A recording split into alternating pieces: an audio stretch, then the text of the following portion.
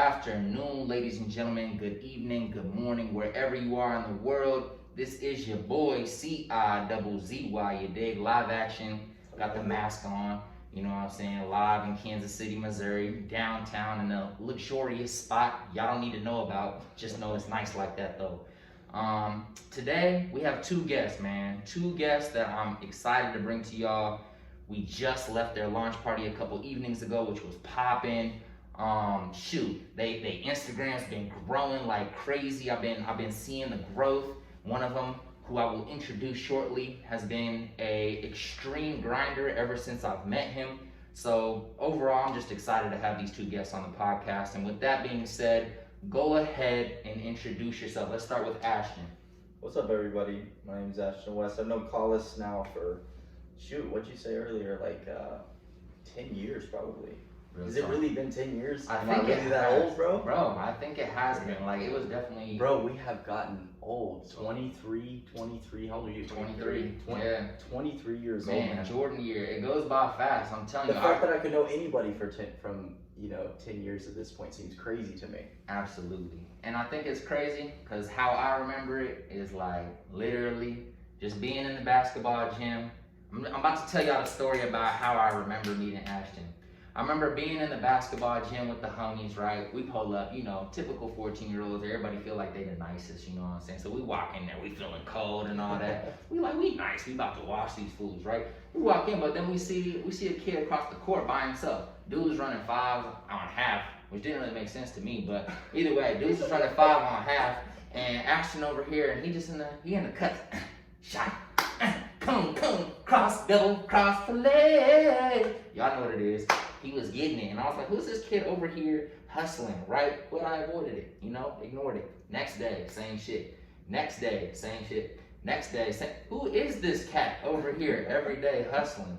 And, eventually folks start asking questions. People do their research because, men be getting jealous. So apparently one of the homies was jealous that this dude was nice over there in the corner and found out all this information about Ashton. We ain't gonna name that homie's name, but it is I'd love to talk about it off air. Hey, absolutely. I was gonna say, do you remember? Yeah, briefly, a little bit. And long story short, Ashton has some stats up on the internet, and someone's popping in high school. We just leave it there, but that's how I met Ashton. We've known each other since the 24-hour days. I hate that gym now because they stole my money. But I think they stole everybody's money. They stole everybody's money. We'll get on that. Later. But let's go ahead and introduce our second guest. What's up, everybody? My name is Aaron. I just met you at our launch party for our brand. 48 hours ago. 72 hours. Something crazy like and that. then I've known Ashton since 4th grade, so we just been. Yeah. Talk more about that. Like, what school did y'all meet at? Like, was it through sports? Was it through just a class together? What was through everything, because we played sports, from 4th grade, Little League ball, Little League football, all the way up until sophomore year? Yeah. No, Aaron and I, it's kind of funny, man. We're so similar in so many different ways. It's weird how similar our lives have been. Yeah, just everything that we've been through, everything is just young men. Everything is like, honestly, from day one with our relationships with our fathers to kind of excelling on the football field and the basketball court and just in athletics in general. Aaron and I have had like a super similar upbringing, and I wouldn't say we were super close, like growing up and everything like that. Aaron was this like unbelievable running back, and I was a pretty talented wide receiver, and so we were both like labeled kind of as like phenoms and stuff like that growing up.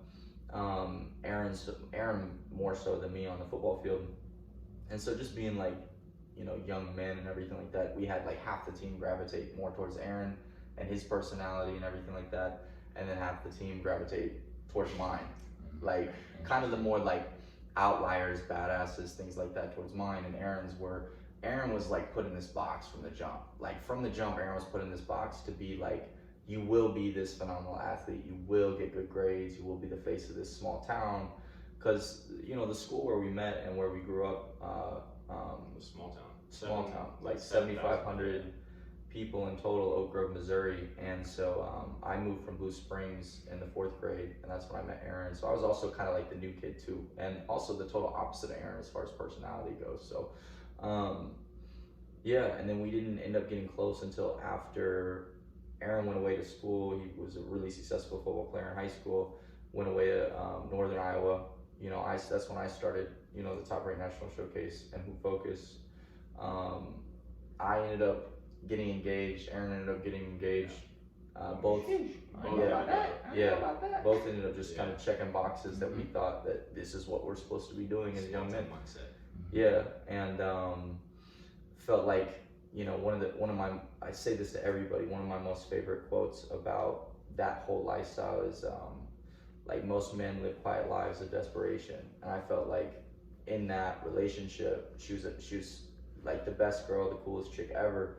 But for me, I was like, it doesn't matter what that girl was doing. For me, I felt like on the inside, I was just dying. That's honestly what it felt like. And so making a decision to move away from that and kind of find myself, be on my own and be truly alone, allowed me to kind of grow into the person that I am today, a person that I'm proud of, a person that I, you know, feel like is more whole than ever. So Aaron, I think, kind of went through something similar to that, and then we both just started kicking it, hanging out, and then one thing led to another. Now we're in a business together. Clothing brand. Man, we gotta rewind a little bit.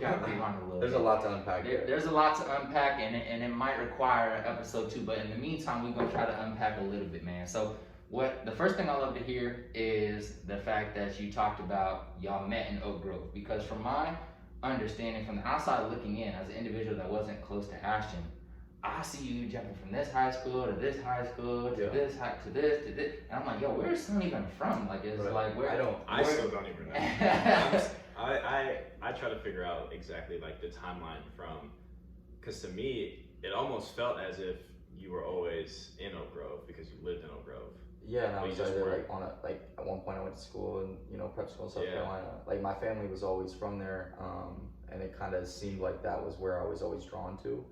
I mean, high school for me, I'm not proud of the person that I was, as far as like, you know, I just drove so hard. I wanted success so bad. I was talented, you know, I had a lot of interest from Division I schools and stuff like that on the basketball side of things. I don't think anybody would question my talent or work ethic, but mentally I wasn't prepared for what came with that. And I also,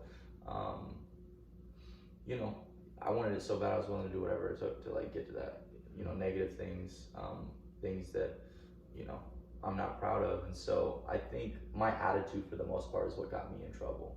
Like, I was a sophomore, and you remember those stats, I think you kind of touched on it, some crazy like numbers that if you told somebody in conversation, they'd be like, what the fuck are you talking about? Why don't I know this dude's name? Yeah, exactly. So it doesn't matter. We're talking 40 balls, 60 balls, 50 balls, but we're gonna keep that quiet. It doesn't matter like how talented you are. That's one thing I learned from Aaron. It doesn't matter how talented you are, that like, you know, if you don't have the right attitude, go with it. I mean, you're your own worst enemy at that point, and you'll never make it. You'll never make it. You don't love people and treat people with respect. And I think we see that, like, oftentimes. I'm sure each one of us can, I mean, like you're touching on with your own personal experience, but I'm sure each one of us can touch on that in our brain with like a friend or athlete that we know was a killer, an absolute killer, like stone cold killer, but their attitude just kills it.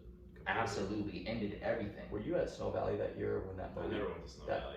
Okay. But yeah, there was this, I want to tell this story about this dude who literally, like, he's from this small town of Marshall. You remember from 8th grade? I remember him. So this dude, I don't know how he impacted you, but Aaron was like all football. I was all basketball. So to me, like, I wanted to be the best cat in Missouri, period, the best cat in the Midwest in my position, like whatever. Like I was like that. That's my mentality. There was this kid that we met in 8th grade basketball, or it was a summer before 8th grade basketball. There's this like horrible fucking grueling camp called Snow Valley. It's like 7 days, you sleep on like puke stained mattresses, there's no AC in the gym, there's no AC in the dorms, like you're showering in moldy showers and shit. I ain't meaning to throw the college of Missouri Valley College underneath the bus, but it is fucking, I remember being in 6th grade going into 7th, attending that camp with like Derek Dow in that class. And I remember thinking in my head when I left there, if I can get through this week, I can do anything in my life. And still to this day at 23 years old, I still think about that. That's how, like, you know, how much it impacted me and how fucking hard it was. I heard about it, I was just like, yeah, I'm not interested. And how hard it truly was. And anybody that's been there will tell you that's what it is, bro. I mean, 5 a.m.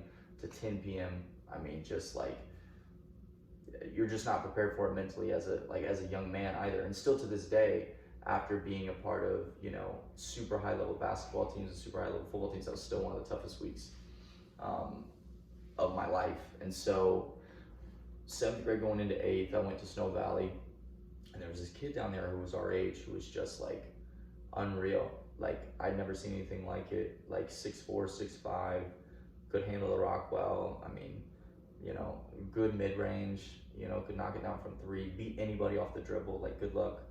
But the craziest thing is, you know, like when you're young like that, 7th going into 8th grade, you're not really like dunking the basketball yet. And in the Midwest, kids that age aren't doing that. Out west, it's way different. Like working for Slam and Ball is Life and doing focus and shit. I've seen those cats. It's just different out west. It's different, you know, on the coast. And this kid, man, this kid from like little ass Marshall, Missouri was like putting his elbows in the rim, dog. Just doing some shit that like, and so effortlessly, just so effortless. There's like nothing, this kid was just like, he looked like he was 20. Like there's just nothing you could do to fuck with this kid. And so anyways, we play him in 8th grade basketball, and he like has like a breakaway, and his whole team knows what's about to happen. And even like the parents of the kids know, the other team know what's about to happen. And this kid just like virtually like rips the fucking backboard down off the wall. And it was just like, there's guys like that impact you, that you go like, that dude could be like, and then he was a monster on the football field. And when he got into high school, he just made some poor decisions or whatever. But that dude is a guy that like let his attitude and the people around him influence him negatively. And he would be, I mean, that dude either, when you think De'Aaron Fox in 8th grade, like it was disgusting. It was crazy, man. It was insane. I think a lot of that has to do with a lot of these kids, you know, they think that there's nothing more in this world than sports. And so they just, they have to make it work no matter what. They just have to I always think about and wonder if Aaron wasn't put in such a box to be like, you know, you will be like the token black dude of Oak Grove. Like straight up, that's what Aaron was. And you're also, oh, we love you because you play football.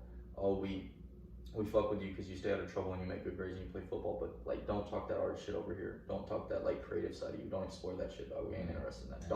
Don't cut your hair the way you want to cut your hair. Yeah. Don't pierce your ears the way you want to pierce your ears, because we'll suspend you, because we really don't fuck with you like that. We just fuck with like we can use you as an example, as the token black dude who's a fucking freak on the football field, and that's the box we like you in. We get a little uncomfortable when people start acting outside of what we think they should be doing or what we would expect them to be doing. I got a fro hawk one time, and I got called into the office, and they said that I had to cut it off. Really? It was distracting. Wow. My mom was pissed. That's wild. It's crazy. Say that one more time for the people real quick. No, that's wild. It's just crazy that it's probably crazy for you coming from like that's the world that I was in, like when I had all my issues and got into trouble and things like that.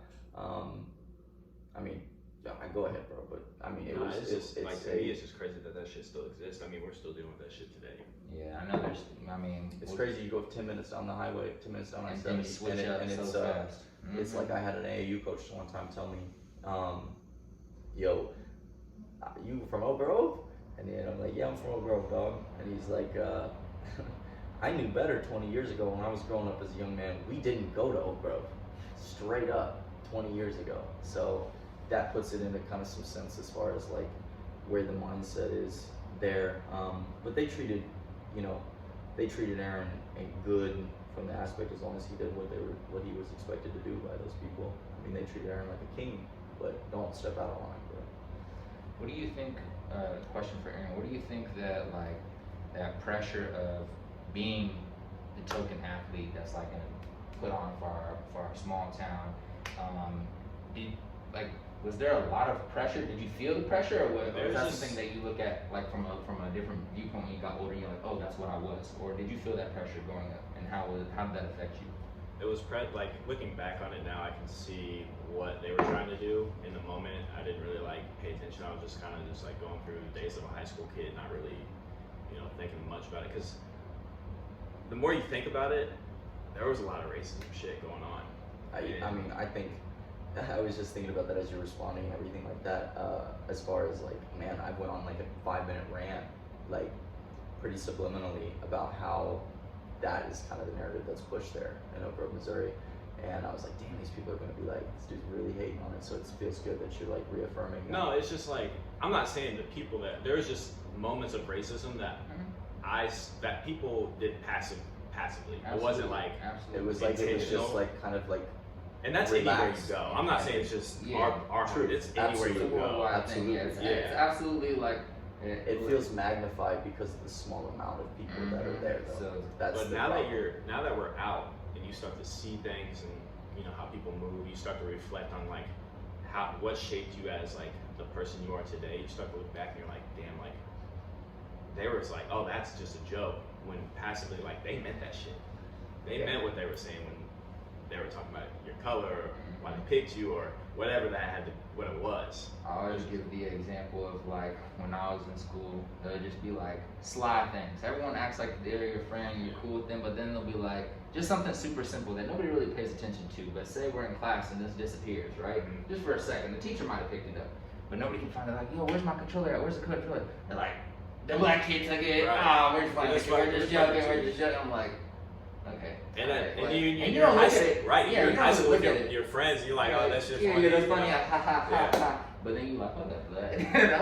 Then you realize like the more you get older, you start to see like, for me, I start to see people post their politics online more now that they're older, and then you're sitting there like, yo, this kid actually meant all that shit. Right. Even though he says it was a joke, he was Like really 12 years feeling later, Yeah, right? he's really feeling that. Where we'll see kids that, you know, we knew from that part of our lives, and we'll see kids that are posting like Confederate flag things or, you know, things that are just directly linked to like, you know, systemic fundamental racism. I mean, things that are irrefutably racist. And it's like, there's no way if you're that outspoken and willing to go that far with it publicly and damage your own character and your own opportunities, that's not how you weren't, your environment and how you were raised and how you were brought up and how you felt. And there's a lot of that. And with, like I said, it being such a small number of people, for even, you know, 40% of those people, 30% of those people, that's a lot, you know. I want to talk about maybe some of the more positive sides of growing up in Oak Grove, or just maybe not even specifically the town, but just in your household. What are some core values that you know internalized as a man today that you were taught growing up in your town, maybe by town folk or by your parents? But like, what are some core values that you live by today that you acquired when you were a young man? Both of you guys. You can answer. Whoever wants to answer. For me, I mean, there's you can't even count how many great people there are in Oak Grove that I was able to grow up and be around and be mentors to me. For me, Oak Grove shaped, especially when I got into high school, shaped my work ethic. We got a new football coach my freshman year going into high school, and couldn't ask for a better coach, and we ended up winning state my senior year. And like, those are things that you don't think about. You know, as far as just random people coming in your life and then making that big of an impact. Like, I feel like if Coach Richard didn't come into Oak Grove, then that we probably wouldn't have won a state championship. I mean, the team went, I think, 0-10 before Coach Richard came in. Which was crazy because Aaron was like the best running back in the state ever since he's been like a freshman. Was like the guy in his class, like 4A or whatever class they are, 3A. The guy, I mean, like freaky how good they were, and how much talent they had on the roster. But they just, you know, he's 100% right. If Coach Richard didn't come in there, it's more than unlikely that, you know, you guys aren't winning. Yeah, because they went state championship. When I was in 8th grade, they went 0-10, I think. And then when Coach Richard came in my freshman year, we went like 7-3, and then the next year was like 12-1, 11-3, and then we went like 15-2 my senior year. And won the state championship. Won the state championship.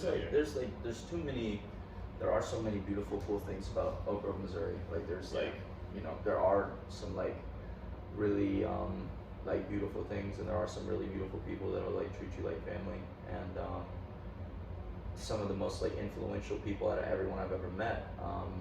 You know, there's still a couple of those people that still look at us like sons. Our football team was like a family. It's crazy. Yeah. We started playing Little League since 4th grade. Yeah. And that crew stayed together forever. I know that there's a lot of dudes on that team, and even if I haven't talked to them, I know Aaron, like the same thing, like with the cat that we just reconnected with not too long ago, like would still be down to help us if we needed, something, and it wouldn't even be weird. Like that shit, I think, just with the way our football team was structured and everything like that coming up, it just turned like it was a fraternity of brothers. That's it. It was a fraternity of brothers. So I would be inclined to help any one of them if they needed my help. And then that kind of just rolled into football dudes only hung out with football dudes, So like my best friends was like Mikhail Slater, and then you'd have like the one dude who like couldn't really play football but tried to play football, like Hayden. Like those were my brothers, man. Those were my brothers. We genuinely loved each other. DIIYB, we genuinely, had mad love for one another. So those sort of friendships too, I think you get in Oak Grove that I just never. Those were close for me, and those dudes still to this day. It's weird because like those kind of relationships that we had from growing up together are the same you get within the 4 years that you go to college and you get your teammates. And it's weird. You don't really experience that with like other friend groups and things like that. And I think it is because of the small town aspect, and then just like things that parents and things like that in the community would let their children do, as far as just like everybody trusts everybody in the town. Outside of like drugs and things like that, there is a lot of like paraphernalia and stuff like that going around and everything like that. But like nobody was hurting anybody. You never had to worry about anybody being kidnapped or people getting killed or anything like that. It's just a laid back, like felt like easy sense going. of respect for each felt other. like I felt like everyone was on like the same spider web, if that makes sense. Like Everybody was on the same page for real. For the time being that we were there, everybody felt like everybody was in sync. Like everybody was just trying. And granted, it could be a lot of like our age and not really understanding the full scope of things, but I never felt uncomfortable in Oak Grove, and I never heard about anything dangerous happening in Oak Grove. I'd love to see the town continue to grow and evolve, and try to keep some of those core principles that makes Oak Grove so great, and then eliminate some of the things that we kind of like glanced on earlier. Just slowly phase that stuff out because nobody has time for that. Absolutely not. Thank you guys so much. Y'all are covering a lot of things. So you already covered like some of the questions that I had, and I didn't even ask the questions. So we're gonna we'll skip over those. But I have a question for you, Ashton, man. So we already talked about how you played basketball. I actually personally didn't know that you played football growing up, but that helps me understand. Yeah. Again, for me, I'm coming from outside the group, looking in from social media, seeing you at the not gym. a lot of people do know that I played football. Exactly, but for the past few years, like me looking in, I see Ashton, nice at basketball, going to the Carolinas. Boom. Then I see all of a sudden MMA. Then all of a sudden I see top rank. Then I see this. So tell me about the transition between like some of those things. Like what's happening here in Ashton's mind? Like what's making you decide to transition into fighting, or transition into building a business, and then transitioning into training like crazy, going TikTok famous. But you know what I'm saying? Like that was pretty weird. And the beautiful thing I would like to say before you go into that I was gonna say before we got on air, it's just like one thing, regardless, and you kind of touched on it in the beginning. One thing I've noticed is that you're absolutely determined to be the best at whatever you decide to do. Yeah. And for me, as another young person being the same age as you, that's inspiring. Whether I'm your friend or your best friend or not, it doesn't really matter. When I know of somebody and I've been around their energy, and they're the same as me, the same age, like, same opportunities, and I see that this individual is putting in work to get what he wants, and like multiple different things. It's not just one thing. Like he went crazy in basketball, then he went hard in the gym for MMA for the short period there that I was watching. Then he went hard. You go head first into everything you do. Right. So what do you think is the inspiration behind that attitude? And then talk a little bit about the transitions between those multitude of different things that you tried out. Yeah, I appreciate all that, brother.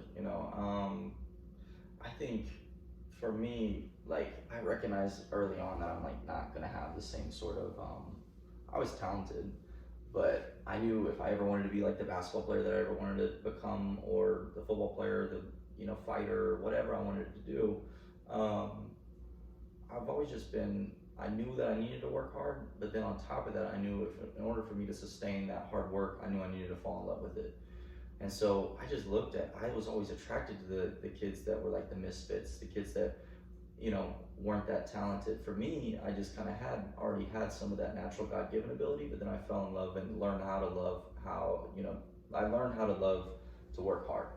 And I felt like that was what was sexy. I felt like working hard was cool. Like, that at the end of the day, I could respect who I am if I gave everything I got to this thing. And so I got burnt out on the process of basketball and all the politics there, and just grinding, getting a school to, trying to find a home at the next level, at the Division I level. And then ultimately I wasn't eligible with the NCAA. I would have to have played Division II, and I don't know if you knew what like my recruiting situation was, or the kind of player that I was in high school, and the numbers and the media attention, stuff like that. But like, there was no way I was going to go play Division II basketball. Between that and then being pulled in the other direction as far as just being like mentally exhausted with everything, I decided to just get my diploma.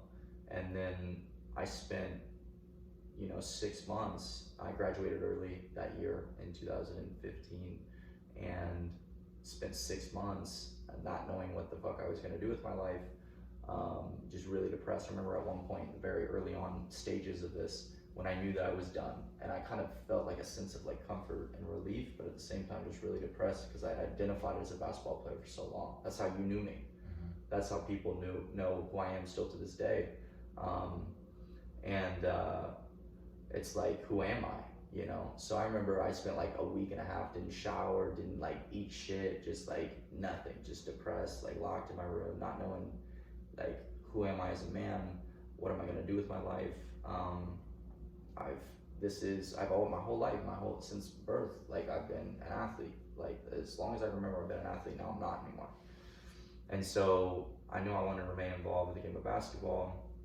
And so I ended up about 6-7 months later starting, the Top Rank National Showcase, where we got to work with like a really major shoe brand.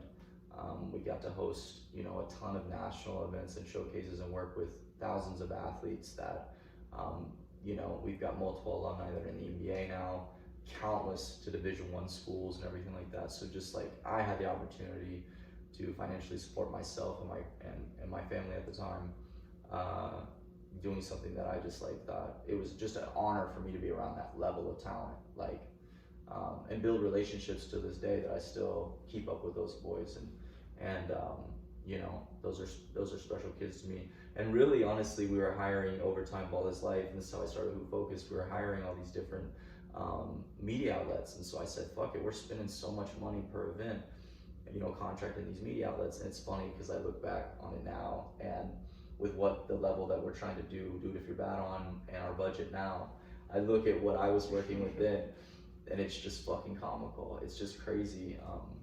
But that's just in perspective of how blessed we are right now. And so I said, I want to cut costs. Let's start this other media outlet. And I said, branding's everything. You only get one shot to make a first impression when it comes to branding. Branding's so fucking key. Your name matters. And it came down to a couple different things. I was like, Who Focus? I realized that there's a connection over time. Everything is some combination of like, Ball is Life is real short and simple. Slam, everything's short. Bleacher Report, all these, they're quick, they're grabby, and Who Focus just kind of slides off the tongue. And I was like, I can do something dope with the logo here. I can make it clean, minimalistic looking. I just picked up a camera and started filming them. And then I eventually, hired people to start filming for me. And then you saw the growth of Who Focus. It went crazy. It went crazy.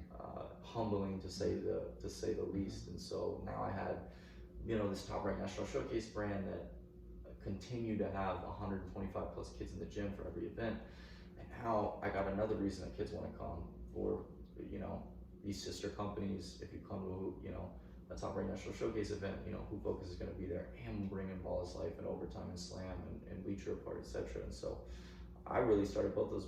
I started Who Focus to cut my cost, and it ended up turning out, tenfold. And because I think a lot of, to like package everything in together, the reason why I was driving so hard, and so I am so like passionate in everything that I do, is because I think I'm always trying to find myself in whatever it is that I'm working on.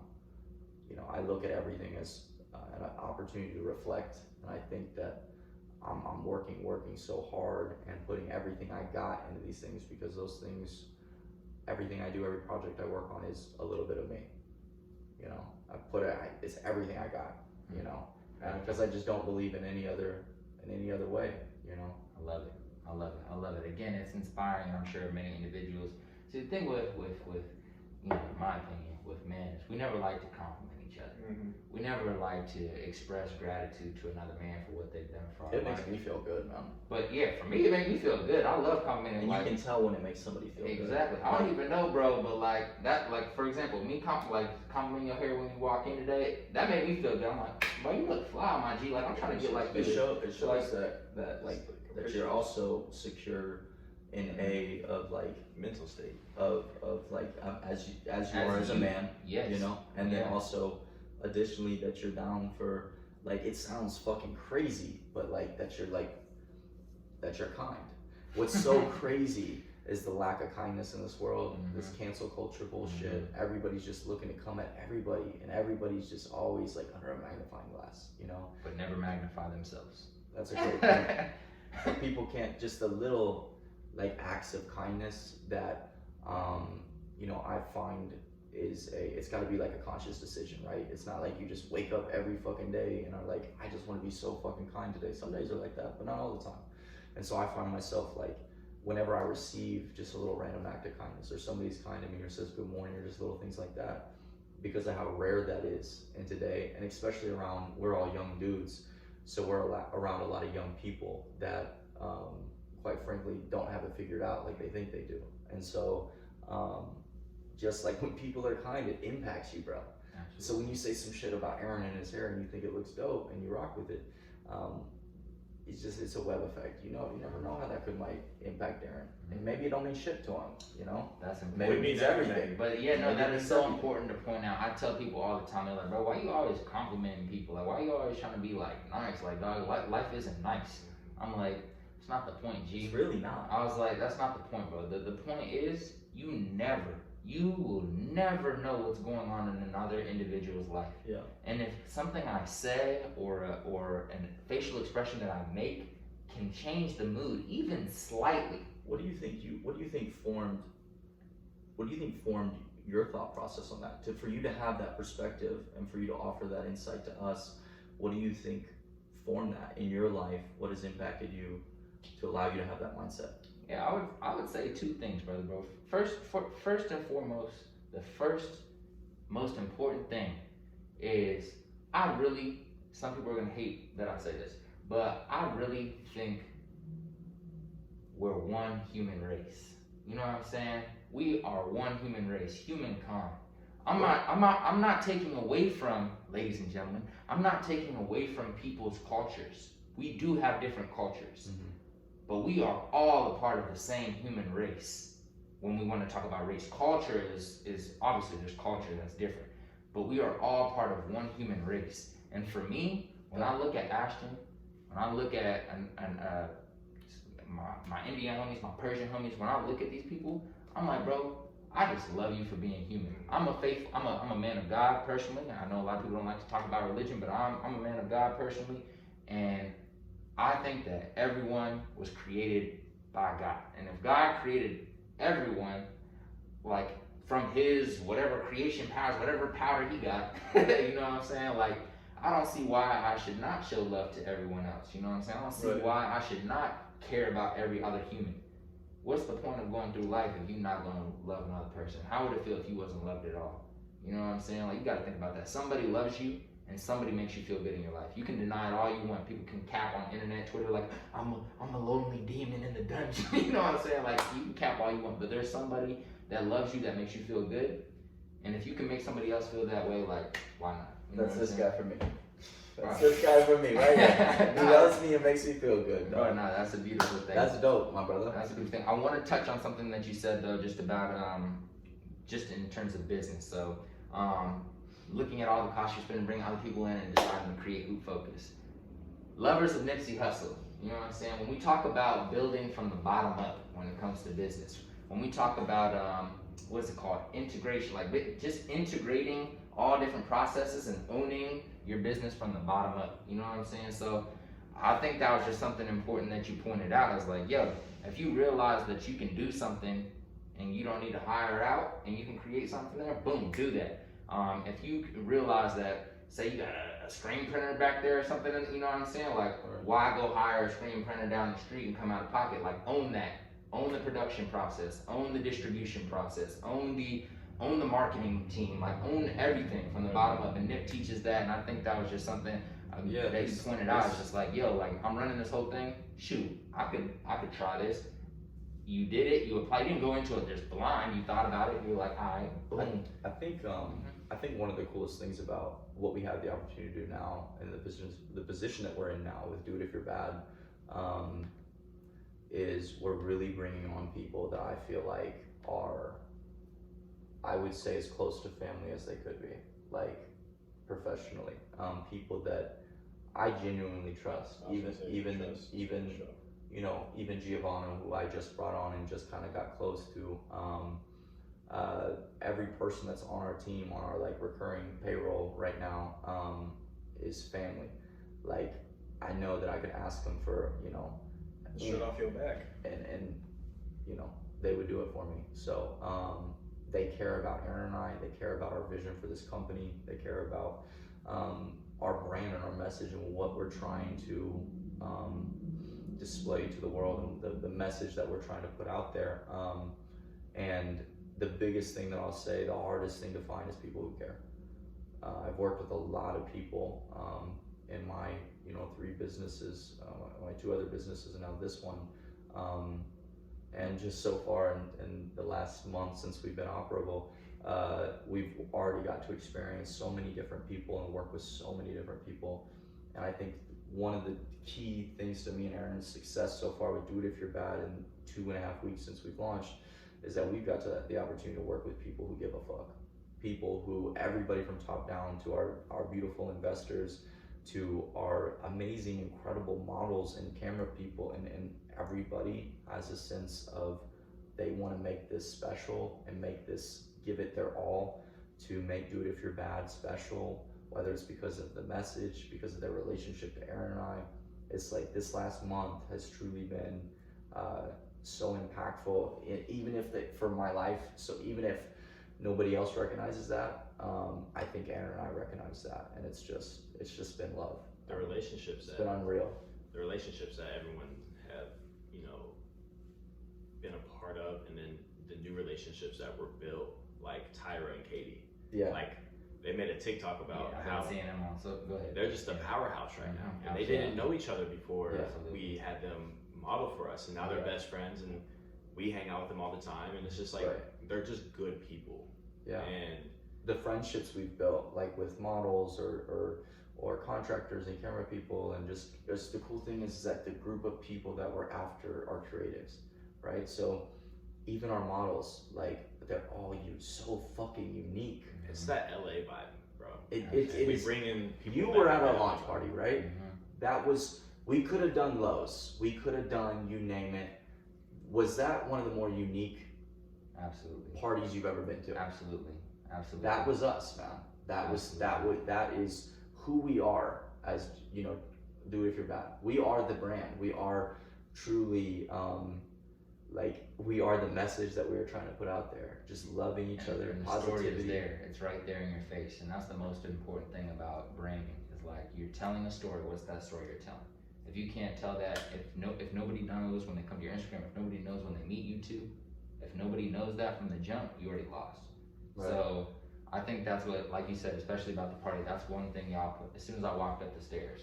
What you think? I know we're on your podcast. I know our people are gonna listen, your people are gonna listen, but you're honest, as most honest as you possibly can, candid response to what did you think? My first thought is I come upstairs and you already touched on it, and I'm like, this gives me LA streetwear vibes, but we're in Kansas City, and everybody involved in this process is Kansas City. Yeah. And that was crazy to me. as we were talking about off air, like my difficulty with my relationship with Kansas City is I felt there wasn't enough creativity, enough hustlers, enough passionate people, enough like vision. Basically, I just didn't feel it. They're here. It's just But like they're here, and y'all brought that into one space, and those are your target, and that's also your target audience, and it's very obvious as soon as you step foot in there, and then as soon as you step foot on your page. And so, for me, it was just like, okay, I could get used to this. You know what I'm saying?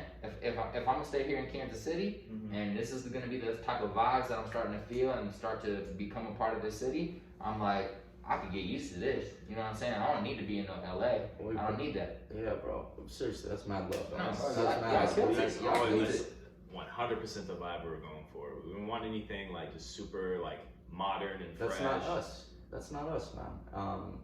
That's just not. That's not who our brand is, and that's not what we are. I think a lot of people sometimes get a different. They'll judge somebody based upon what they look like on the outside, and kind of, again, what we touched. When we first jumped on the podcast and we first started talking, what I said about, Aaron's hometown, putting him in a box. We like to do that with people, based upon like physical characteristics, and I get it. Like, prejudices aren't great, but sometimes they're what keep us safe, right? That's why we don't we're not gonna cross the road at like 1 a.m. and Right. go talk to that stranger over there. Common sense. You know what I mean? Those prejudices are what keep us safe, and I think that people will look at Aaron and I and kind of judge us from the outside looking in and expect us to be one way, when like I said, we are, Aaron and I are the best representation as far as like what this brand stands for, and that's why you'll see us continue to work with people. I'm so excited about the two ladies that we're working with tomorrow. It's so cool. The inclusion that's with this brand. It's a brand for everybody. It's so cool. I've never been a part of anything like it. I've always been a part of things that are just like tailored to like this one individual thing in a small group, like who focus. I only wanted to I want to fuck with you if you're doing numbers and you're going to the league. That's such a small amount of people. That's not even just basketball. You take basketball, high school basketball, and now you're like in here. You're in here. Way more, right? You're in here to the LaMelo balls and shit like that. This is something that is for everybody and truly is everybody. We'll have beautiful young ladies order clothes, beautiful people, beautiful, gorgeous, fit people wear our stuff and model our stuff. And then we'll have people that are plus size or bigger or whatever wear our stuff too, because it's for them. It's for everybody. This isn't this isn't a brand that's for one group of people. This is about all of us together collectively. That's why I love what you said earlier about saying we're all human. That's kind of honestly the perfect way. We need to throw that on our fucking website. It's like, we're all human. Just a simple reminder, dog, because that's truly and honestly because you can live it. Do it if you're bad. You can live that. Yeah. And that's, we don't walk around saying it. We don't walk around do it if you're bad is just a synonym. It's a synonym for being a kind person, for being for being the person that shares your fucking mindset as far as we're all human. That's what do it if you're bad means, man. It's just loving each other, spreading positivity and love. Whatever you're insecure about in your life, shut that shit down and go for it. Believe in yourself. That's what do it if you're bad means. It doesn't mean anything physically. It's so much deeper than that. It's who you are. It's your spirit as a human being. That's what do it if you're bad means. So yeah, that's how it started. Well, I feel like I want to make sure everybody that listens to this podcast before we wrap this up today, because we're getting near to that point, I want to make sure that we're on your time, brother. Whenever I'm good to go all night. Blessed. I want to make sure people understand exactly how it started. I want to get into do it if you're bad. So how did it start? How did you guys come up with this idea? Who came up with the idea? Who's it brought to? Kind of like the background story before y'all put it to the world. Give me that story. Is that a clear enough question? Yeah. Got you. I love this story, man, because I feel like this story is get close. This is the most important time. So gotta make sure that everybody hear this. So Do It If You're Bad is a streetwear clothing brand, primarily tailored towards women, but we have some unisex items that, again, we kind of giving you the backstory on what the heart is and our message and who we are at Do It If You're Bad. We formed this idea now, it's probably been about a month and a half ago. It was just, we were at happy hour in the River Market and kind of just going through the routine. It's like quarantine just ended not too long ago, and we're just kind of like doing something to do something, really. Aaron and I just reconnected probably like 3 or 4 months before that, and just like we're drawn to each other and just hung out all the time, man. Enjoyed each other's presence and stuff like that. And just, that became like The building blocks. the building blocks of the business. If Aaron and I connected anytime, later than that, the foundation to do this and the opportunity wouldn't have been there. So we're sitting there, and and I had heard it before, and then I was dating this girl at the time, and she was like, Aaron was talking about, I want to move down to the city. I want to like make this my reality. Like this is what I want. And I heard him go back and forth on it for like 3 weeks, and so like I knew it's what he wanted to do. The motherfucker wouldn't shut up about it. Like I knew that's what he wanted to do. I knew that's like, and I could see it in his actions and behavior, and this is where his heart was. And so I said, man, just do it, dog. Just do it. And the young lady sitting next to me, and she said it to me a million times before, and I heard it a million times before. It goes to Aaron, she goes, do it if you're bad. And Aaron just like, I remember you saying, what? And you were just like, And she was like, are you bad? I was like, motherfucker, yeah, I'm bad. yeah. And then now I fucking live downtown.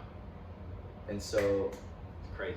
Aaron calls me. It's all funny. We talk about it for a second. It's like 2 And then, weeks later. and then 2 weeks later, Aaron calls me. He's like, yo, bro, I cannot get Do It If You're Bad out of my head. Like, I lived that shit, bro. For the next 2 weeks, I lived that shit. he called me about something else and then added on to it at the end. We're talking about whatever, like, maybe somebody he saw last night, or what we did last night, or from last week, or whatever. And then he added on at the end. And that might have been it. And I think I called him back, and I was like, it was like a mutual understanding of like, hey, let's monetize this. How can we monetize this? And I think It was that same night, because I was sitting there, because I called him kind of that I said, let's monetize it. In the morning, and I was like, bro, like I've been thinking about this, like I've lived it. I was like, we need to do something with this. We need to either, like in my brain, I was like, we need to do like, because I had like podcast gear and stuff. I was like, we need to make a Call Her Daddy podcast with Do It If You're Bad, like some kind of, something like that. And he's like, dude, we should start a clothing company. And I was like, yes, that's it. And he's like, come over tonight and we'll order samples. So that same night I called this dude, I came over to his house and we just started ordering samples. Yeah, out of our own pocket, paying for like, one item at a time, paying, It was like like so much, like $80 in shipping alone just for like one item. Like ordered like 6, 7, items, chose our favorites, and really honestly just got truly so lucky. What's crazy about the whole thing is I would have never had the experience or ability, the head knowledge to be able to work with manufacturers or even know how to order samples and do those things had I not been doing some modeling for another startup company called Bodcraft, a fitness company, who, like, let me give a quick shout out, a quick plug. This is obviously not paid for. My brother Blake Cottrell, Bodcraft, I'm telling you guys, the both of you, is on another level of quality and is the best fitness brand of apparel that I've ever worn. It's only a matter of time before that brand takes off, and so I picked his brain about it, just candidly. This is well before Aaron and I were going to start the business and talked about even starting a clothing line. I was just so interested in his product because of the quality of it. I'd never put on anything like it, and he explained to me a little bit about the process and things like that. And had that conversation never happened, had I never done that modeling stuff, I wouldn't have been able to come to the table with Do It If You're Bad right now could be a podcast. I would have never been able to come to the table of like feeling confident enough to say, fuck it, let's start a clothing brand. Aaron and I are both into fashion. Aaron and I both are creatives. Aaron more than I, a lot more than me. And then, you know, I'm the business end of the company, and Aaron's the creative end of the company. And so me and him make just this like dynamite team, dog, of just like, it's just a really unique dynamic. And then our other partners are just, they balance everything out so well. Rock stars. And I want to touch on what you just said right there. If you're in the room right now, you could feel the energy between these two. You can tell that it's actually there, and that's how I know personally, besides the fact of me just liking the brand and being at the party and seeing the vibes, that's how I know this is going to win. That's how I know that this is going to turn up, because it's not fake energy. It's very easy to be inauthentic in what you say just to make shit sound fly. I know how to do it. I don't do it, but I do know how to do that, mad easily. Yeah. But the fact that I can tell that the connection between you guys, and then also just you tapping on the creative side and the business side, and also the fact that y'all just gel together, and that this is somewhat of a new reformation of our friendship, I think it has all the ingredients, and I can feel it in the room, no cap. Oh, I appreciate that, brother. And I can tell, so I just wanted to touch on that. And we're not, like, Aaron and I have never, we've never had a falling out. Aaron and I have always respected each other, like, so much. And even till today, Aaron and I get on each other's nerves all the time. Really, the majority of it, 100% of it is miscommunication on Aaron and I's end, because of the workload and everything that we have going on right now. We're over communicating with everybody else that we're involved with this company, and sometimes we under communicate with one another. And so we both care about our relationship and this business, and recognize that, you know, it starts with us. You know, it starts and stops with us, and our relationship's got to be solid. And so we find ourselves, whether it's, you know, other relationships that, you know, or whatever, Aaron and I are willing to, like, pretty much like block out any negativity or hate to continue to, because it's bigger than us. Yeah, it is. Bigger than.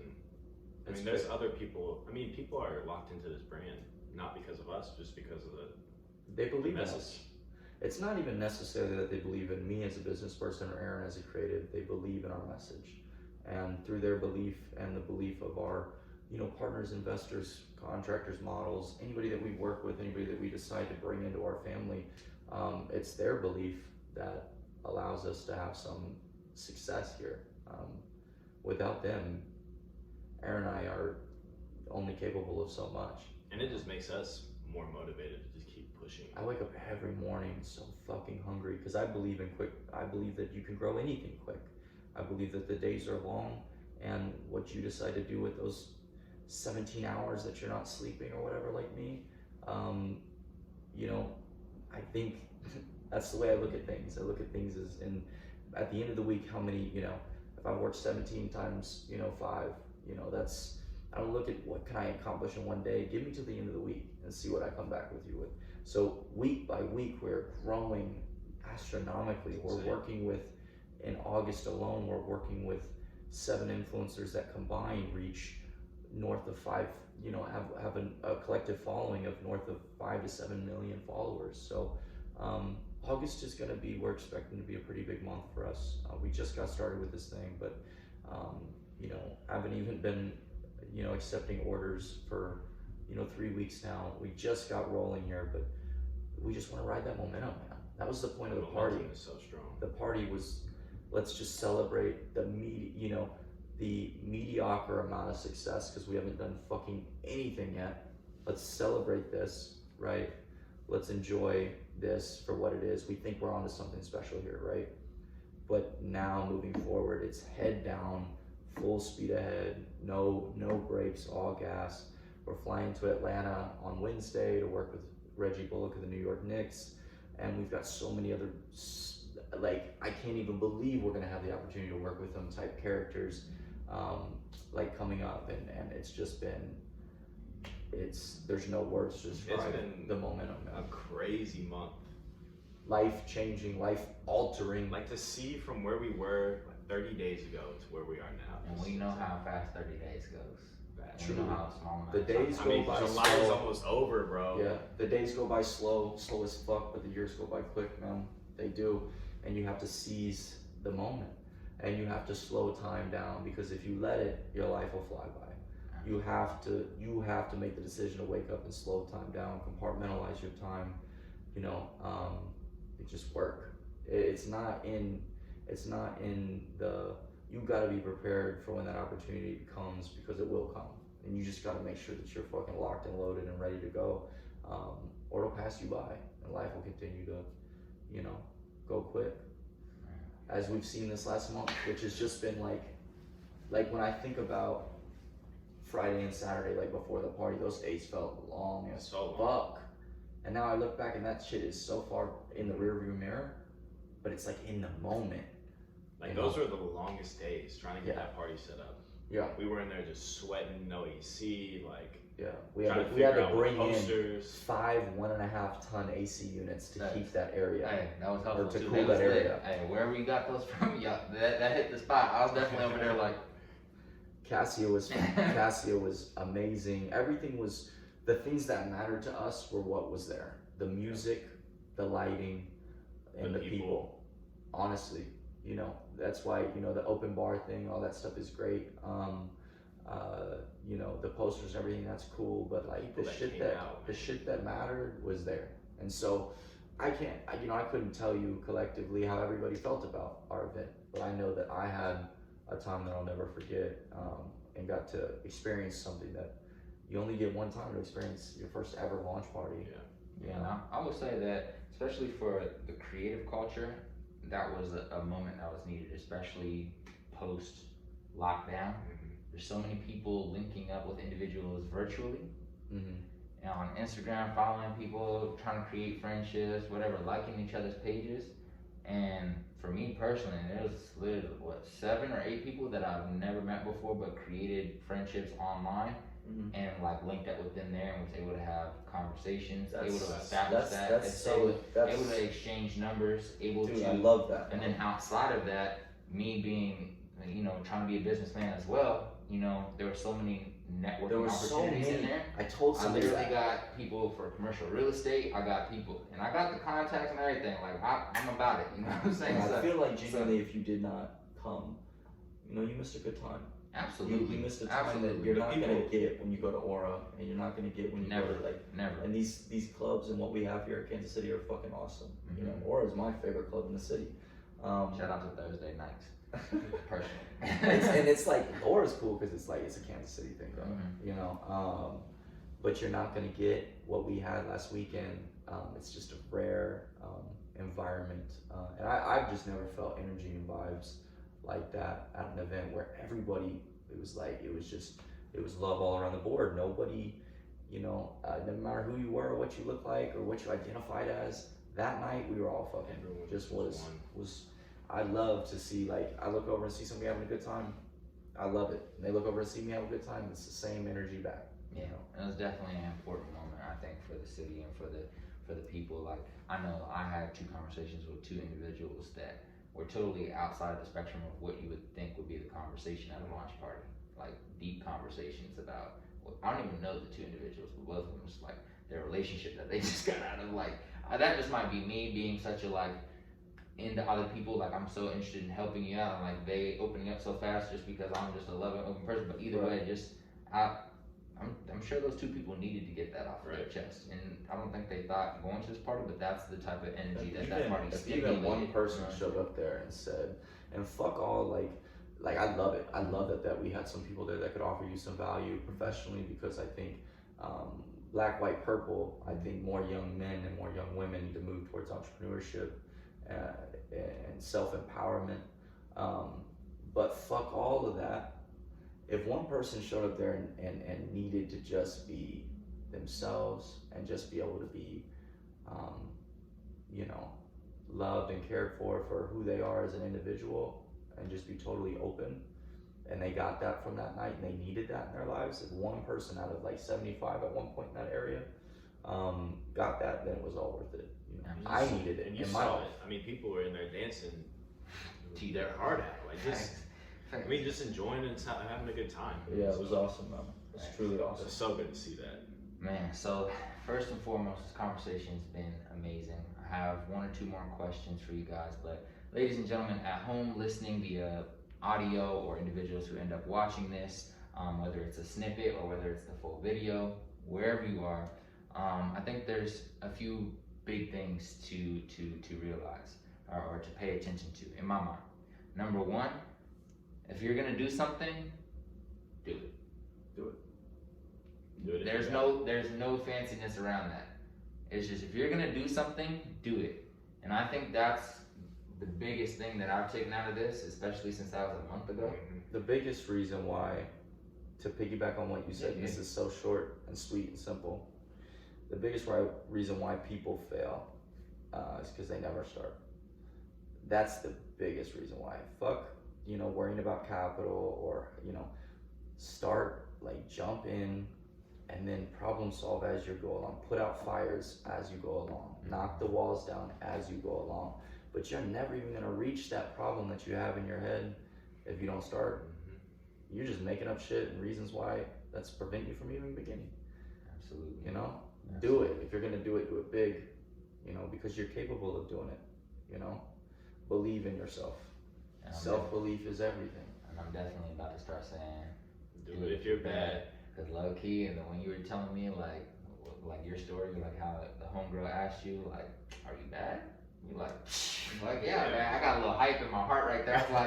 I was like, I'm about to go home and tweet. Y'all folks ain't bad out here, son. Right. Y'all ain't even bad like that, B. Let's get it. If you're trying to hustle, tap That's in. literally it. But real That's talk though, literally it. like, you know what I'm saying? I'm a big energy guy, but Yeah. I felt that, you know what I'm saying? That almost had me turn up on the podcast, you know what I'm saying? I love Real talk. I love So, I'm gonna ask both you guys one final question just because we're a little short on time.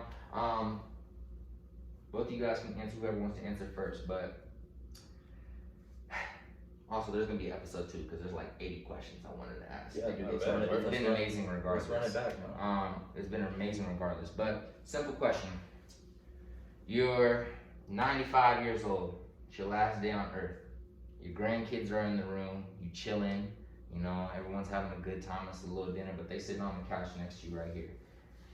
Everything you've done has been totally deleted. Do it if you're bad, there's no history of it. Hoop focus, there's no history of it. UNI football, no history of it. History in basketball, on the basketball court, no history of it. There's no history, but you have to write down 2 sentences for your grandkids for a way to live life or how they should live their life. Like 2 sentences of advice of how they should live their life. What are you gonna write down? I know that was a long winded, I could have asked that more simpler, but I had to make it intense. Yeah, think There's on a that. couple of things, but did you say one? 2 sentences. 2 sentences. Can't be a 2 paragraphs though. No. Yeah, I think to honestly, out of everything that I've learned so far, and it really puts it into perspective, a question like that and everything that we're doing. And I think that's what makes what we're doing so special, is because we carry that sense of like, there is a bigger message here and a bigger picture. I would just say to my grandkids and my children, or whoever, how to live your life is love others, and I think that's truly and honestly it. I mean, just love your neighbor. Just love your neighbor. And that energy and positivity and what you send out to the universe is going to come back tenfold. Just well. Love others. I like that. For me personally, I think I've been, ever since going through the split up between me and my ex-fiance and all that stuff, I kind of lived by this kind of like this simple rule, and like just how to, like, a way to live life is just like, at base it basically just means do whatever makes you happy, but in like a more complex way to say it is your family, your friends, and your loved ones, they'll have your back to a certain extent, but the only person that has your back tenfold to the day you die, till you're buried, at 100% max is yourself. And without yourself, you gotta do what's best for yourself, because you are the only person that has your back. Your family, the people you love, they have your back, but not as much as your own self. And so you gotta hold yourself accountable. You gotta make yourself happy before you can go out and just be, just try to make other people happy. You gotta make sure yourself is your foundation is set. Yeah, you gotta love you. You gotta love, you gotta love who, not just what you look like or what you're talented at. You gotta love who you are, the person that you look at when you go to bed at night and you look in the mirror. You gotta love that person. And regrets are a part of life, but you gotta know in your heart that whatever man you are or woman you are right now, when you look in the mirror, that's somebody that you can rest easy at night, knowing that. And there's no way you can truly love people and love your life until you love you. 100%. And with that being said, ladies and gentlemen, That was dope, man, there's too much dopeness. I'm glad to have you guys on today. Appreciate you having us, man. We're definitely gonna have to get around to in. Yeah, absolutely. With that being said, let's have you guys drop your social medias for Do It If You're Bad, and also just personally, and anything else that you want to share before you wrap it up, so people can find you guys, so people can support you Bro, guys. thank you so much for having Aaron on, man. This is such a Appreciate you. dope Hey, I'm about to steal his hair. Y'all got I give him my hair routine. He gave me the hair routine. I'm about to such tap a in. dope opportunity, man, for just a few Kansas City kids to just that aren't really doing much other than just trying to spread some positivity and love and just enjoy kicking it. And it's pretty dope, man. It's pretty dope. But you can follow us on social media everywhere at If You're Bad Brand, and on TikTok at Do It If You're Bad. Yeah, man. Thank you so much for having us, man. Absolutely. Go ahead, just for those individuals who are a little struggling in the head, spell Do It If You're Bad. I just like to tell everybody spell the whole thing out, you know what I'm saying? Make sure they know. Some people gonna type in UURE, you know what No, I'm saying? it's just do it if you are bad, but it's your do it if you are bad. YOURE. Yeah, Perfect. proper Proper spelling. grammar. Proper grammar. Proper grammar, no spaces. But no, man, I appreciate you guys. Thank you, brother. Man, Yes, and we'll be pleasure, back for man. part 2. Thank you guys for tapping in. Again, the Culture Talks podcast, and this is your host, CIZZY. You dig? We're out. Salud. That was awesome.